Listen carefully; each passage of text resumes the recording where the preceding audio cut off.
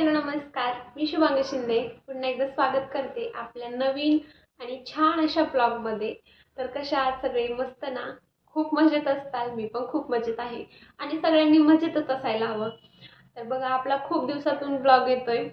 आता जस्ट मी लाईव्ह घेतलं होतं तेव्हा पण मी सांगितलं होतं की जो आपला आता उद्या ब्लॉग येईल, लाईव्ह मध्ये सांगितलं होतं, पण ते मला एडिटिंगला किंवा व्हिडिओ बनवायला पण वेळ भेटला नाही। म्हणजे माझी तब्येत अजिबातच बरी नव्हती, त्यामुळे मग तो काय ब्लॉग मी शूट नाही केला।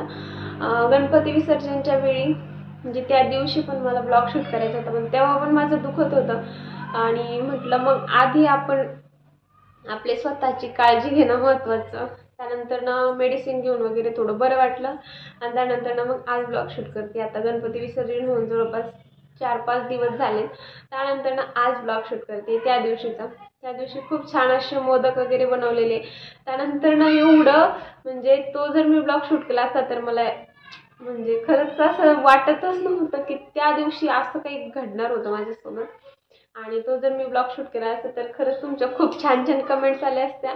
पण असो, त्या दिवशी काय झालंय तर मी तुम्हाला आज सांगणारच आहे की गणपती विसर्जनाच्या दिवशी नेमकं असं काय घडलं होतं। तर आम्ही ना फर्स्ट टाइम गणपती बसवलाय, म्हणजे आजपर्यंत आम्ही कधीच गणपती बाप्पांना म्हणजे असं बसवलेलं नव्हतं आणि फर्स्ट टाइम बसवलं। असंच मनात आलं की आपण आता ह्या वर्षी गणपती बसवूयात। तर मग असंच पहिल्यांदा गणपती बसवले। जास्त काही मोठं डेकोरेशन वगैरे नाही, एकदम साधं सिंपल आपल्या पाटावरती असं खाली मस्त छोटंसं डेकोरेशन करून सिंपल बट स्वीट असं मस्त छान गणपती बाप्पांना बसवलेलं होतं त्यावरती पाटावर।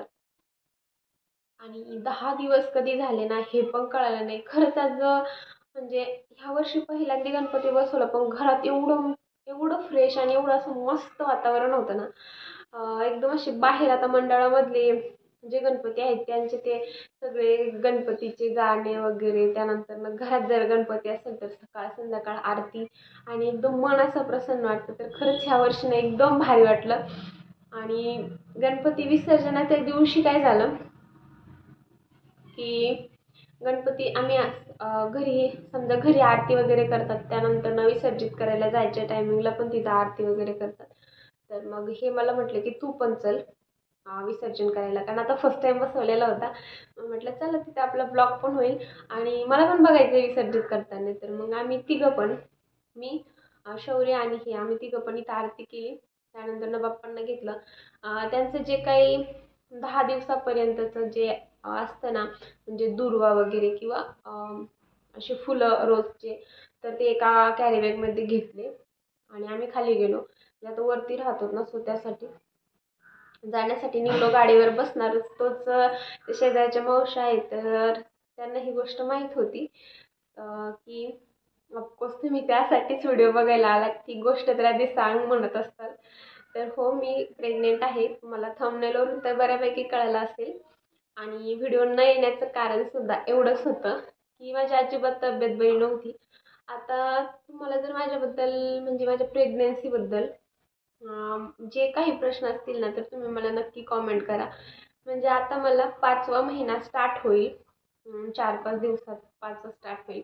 आणि म्हणतात ना की 3 महिने कोणाला सांगू नये, म्हणजे चोर ओटी भरल्याशिवाय कोणाला सांगत नाही। सो मला पण असं सांगूशी वाटत होतं खूप मनातून।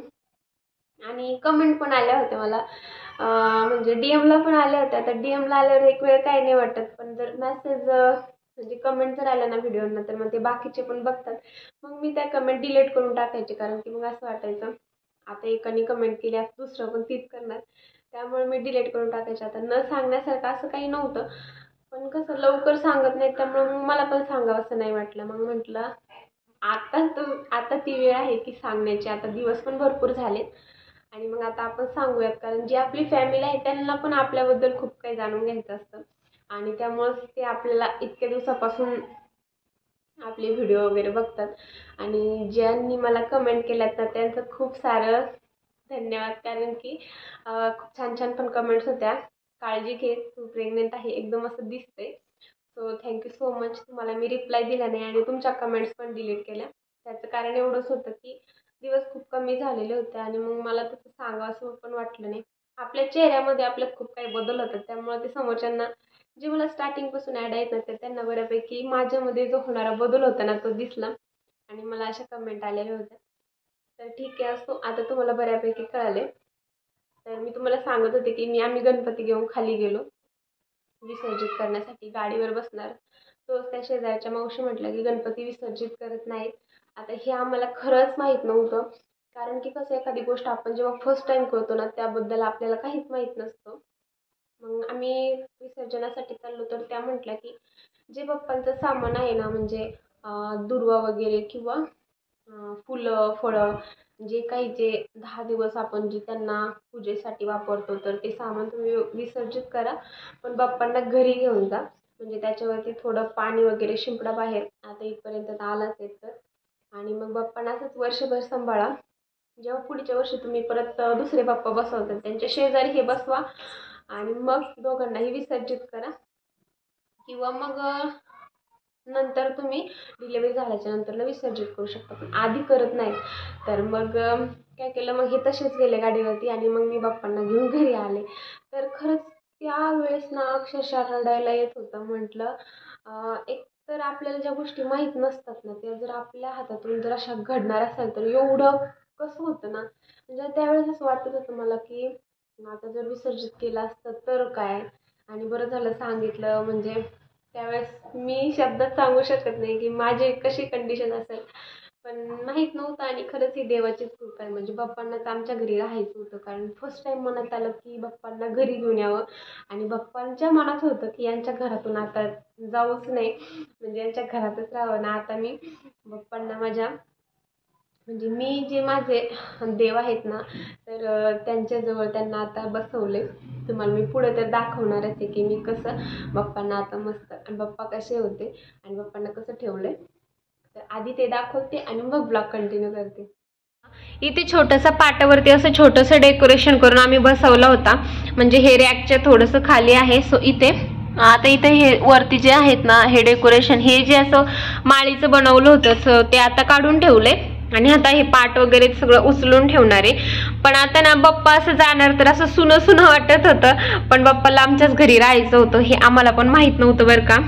आता ही देवाचीच कृपा म्हणावं लागेल, कारण ही अगदी विसर्जित करायला घेऊन गेलो म्हणजे अगदी खाली उतरलो आणि मग तिथंच कळालं की तसं जात नाहीत. मग तिथंच बाप्पांच्या अंगावरती थोडंसं पाणी शिंपडून वगैरे वरती घेऊन आलो आणि मस्त असं देवाऱ्यामध्ये आता मी जिथं म्हणजे मी जिथं देवपूजा करते ना असं तिथं मी असं बाप्पांना ठेवले आणि आता वर्षभर बाप्पा आमच्याच घरी राहणार.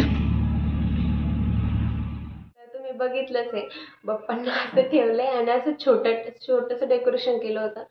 कारण की ना एकदम एकदम म्हणजे ना गणपती ज्या दिवशी बसतात ना त्या दिवशी अचानक असं वाटलं की आपण पण बसूया. मग अचानक सगळं एकदम फास्टमध्ये ना एकदम सकाळी 10-11च्या दरम्यान म्हटलं आता कसं काय. मग त्यामुळे एकदम सिंपल साधं आणि तसं पण हे म्हटले की एकदम डेकोरेशन मोठंच पाहिजे किंवा मग एकदम छोटंच पाहिजे असं पण काही नाही.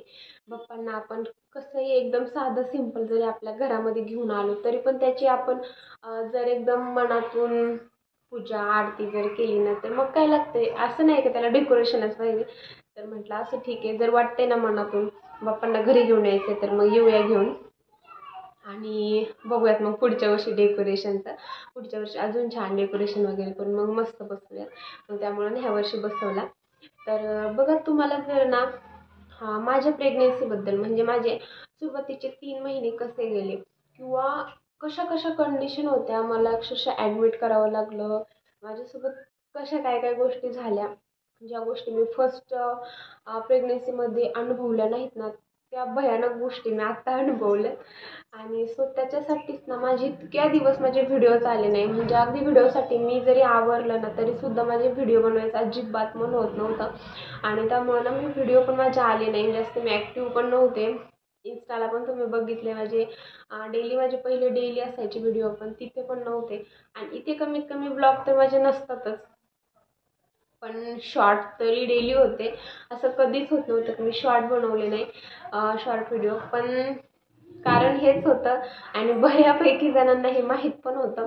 पण तुम्हाला जर अजून जाणून घ्यायचं असेल ना म्हणजे तुम्हाला अजून माझ्याबद्दल प्रेग्नन्सीबद्दल किंवा काय काय माझ्यासोबत घडलं, ह्या सगळ्या गोष्टी जर तुम्हाला ब्लॉगमध्ये बघायच्या असतील पुढच्या, तर मला ह्या ब्लॉगला नक्की कॉमेंट करा.